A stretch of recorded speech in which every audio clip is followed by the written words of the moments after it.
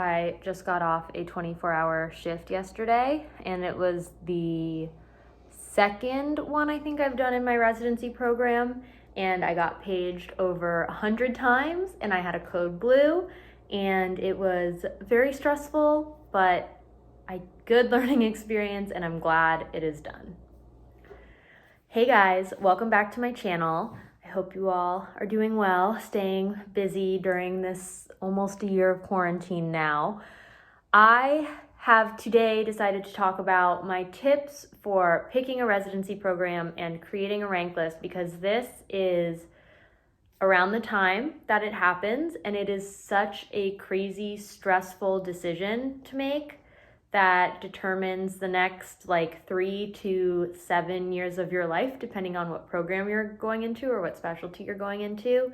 And not that it makes or breaks your career, because every program has its pros and cons, and every program, for the most part is really good, and you'll get the learning experience that you like, but every program's different, and this decision is a pretty big one. And it's crazy to think that writing down these programs on a piece of paper is such a big decision. So I thought I would talk about how I made my decision and how different ways to go about thinking about how to rank these programs. So if you don't know, I'll just start out with kind of the process in general.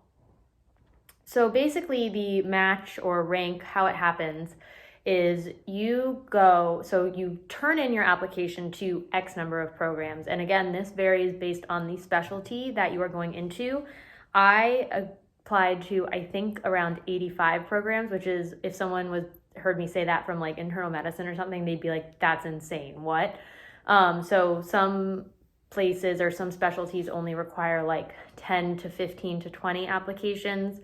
Some require a lot more. It's just kind of how competitive and how many people are applying for a certain number of spots.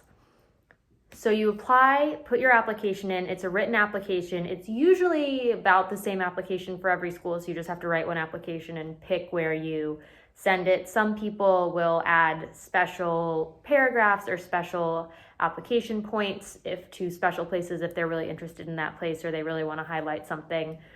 And then you get invited for an interview. So you'll get invited to X number of interviews. The goal is to take as many as you can take, that otherwise don't apply to a program if you're like, I'm not even going to take this interview. It's just a waste. So you take as many interviews as you can take. Sometimes things happen and there's overlapping dates and you can't make it to everyone and you have to make those decisions, but you go interview at programs, or if it's this year, it's online, which sucks, but you go interview at those programs, and then you can only rank places that you interview. So that's kind of the first weed out step right there, is picking where you're going to interview, places picking if they want to interview you, and actually going and interviewing. Then after all your interviews, you create a rank list. So this is literally your number 1 pick through your number X pick of which programs you want to go to. And you don't have to rank every program you interview at. So if you really did not feel like you were a good fit for a program, or a good program's not a good fit for you, you don't have to rank them. And that being said, programs don't have to rank you either. So you put in a rank list of your top programs, programs put in a rank list of their top people, and then by some magical algorithm, they match you with the program. And the saying is, and the thought is, that this algorithm puts more weight towards your wish list versus the program's wish list. Again, it's very complicated and I don't really know how all of that works, but you get matched with a program. That's where you end up. You cannot change. That is a binding contract where when you enter the match, you have to go to the place where you matched. It's a contract that you sign. So your rank list obviously really, really matters.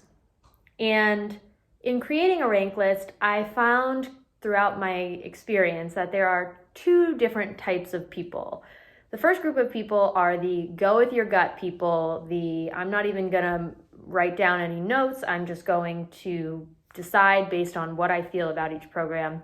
Then there are the really analytical people that make a spreadsheet with all these different subtopics and rank each one and have a whole analytical process about it. I am definitely on the go with your gut, and my boyfriend, who helps me with my rank list and everything, is with the analytical side. So we had a little mix of both. So I got a good taste of both. And so I thought I would discuss kind of things to think about when ranking your programs, and how to make that decision. So the first thing I would do is determine what is important to you. What is the number one thing that you are interested in that helped you pick a program? For me, it was kind of two things. It was location was really, really important to me, and just kind of the gut feel of the program, how the residents interacted with each other. Did I feel comfortable there? The vibe. I always say it's like the vibe, but that sounds so hippie and whatever, but that is what I judged on. For others, research opportunities, number of residents, these are all things that different people might say, this is the most important thing for me. If that, you have to figure out like what is most important to you before you can start ranking these programs, obviously. And then, if you're like me and you're like, it's the vibe and it's a gut thing, that's how I ranked mine. But for some other people, you have to think about smaller things that are important to you, but that are not make or break, right? So resources to go to conferences. Do they pay for you to go to conference, or are you paying for yourself? Resources for like research, like do they have statisticians? Do they have people who help you out? Or are you kind of doing all of that by yourself? For some people, location really doesn't matter. They're free to go wherever, but maybe they're like big city versus small town and that's it. So these are just the little things that, you're like thinking about, but they're not super important. They're not make or break, but they're something to consider. The next thing I would do is decide if there's like an absolute like top of the list. This is my number one, my number two, my number three. And then, that makes that part easy. I would say the top and the bottom are the easiest. The middle is like super hard, but is there a clear top winner or top three and a clear bottom? Or are there just places that I'm not going to rank at all, because that cuts out those places that you just really are not interested in. When it comes to those middle programs, that I think is the hardest part, right? Is you have to think about what's important to you and how you feel about those programs and what your life would be like if you went there. And I think that's like an incredibly personal decision. All I can say is once you've made a decision, I truly think you should just turn it in.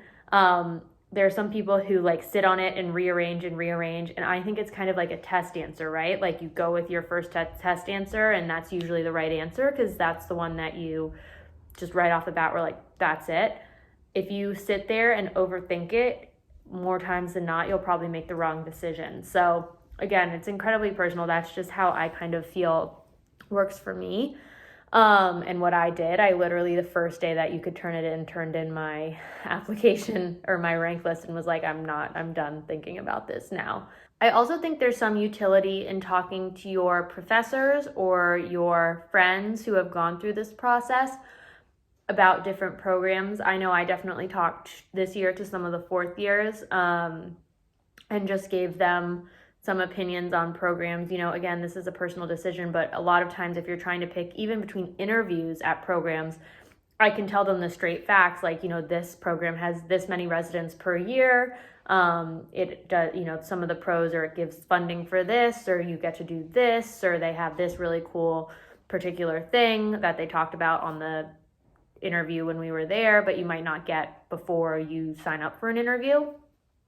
So I think there is some utility in talking to your friends and your professors. Again, everyone makes their judgment based on individual things, and one person might not have liked a program for a reason that you really liked it. So you have to take everything with a grain of salt. But getting opinions from others, I think, is sometimes really good and can help kind of guide where you want to make interviews or kind of where you want to rank some of those middle tier programs. Another thing that I noticed that is really easy to do, but you should not do, is rank programs on how you think they'll rank you.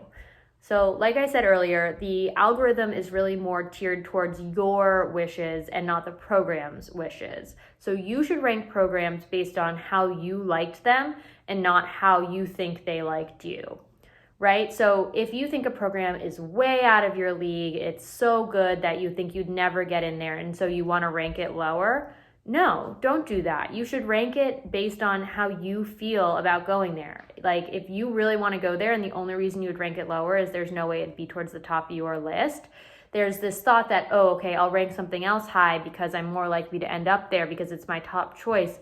But I think that's silly. I think that you should rank based on how you want and not how you think a program wants you.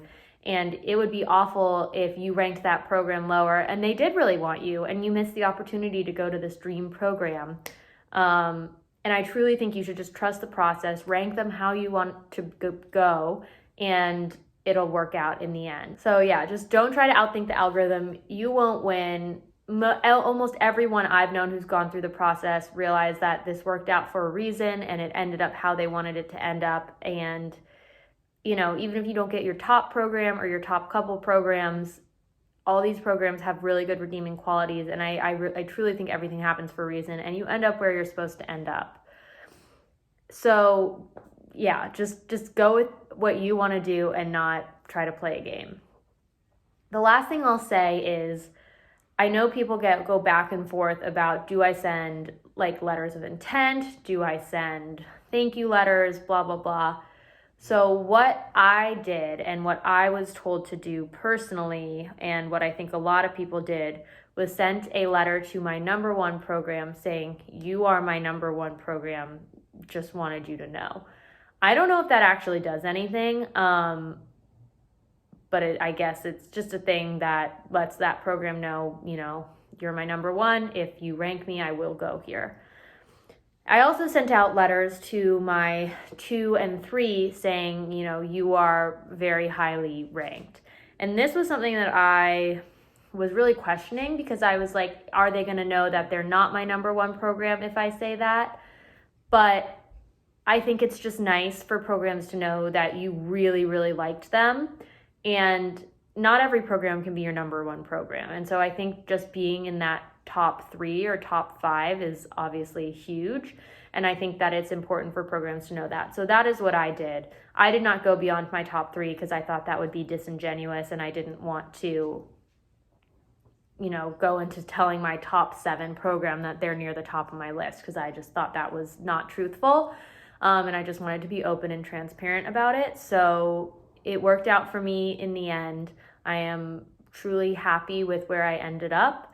And most of the people I know feel that way as well. So trust the process. It's going to be okay. If you have any questions, feel free to reach out to me. I've obviously done this and been through it and know the stress of waiting. So feel free to reach out and vent or ask questions.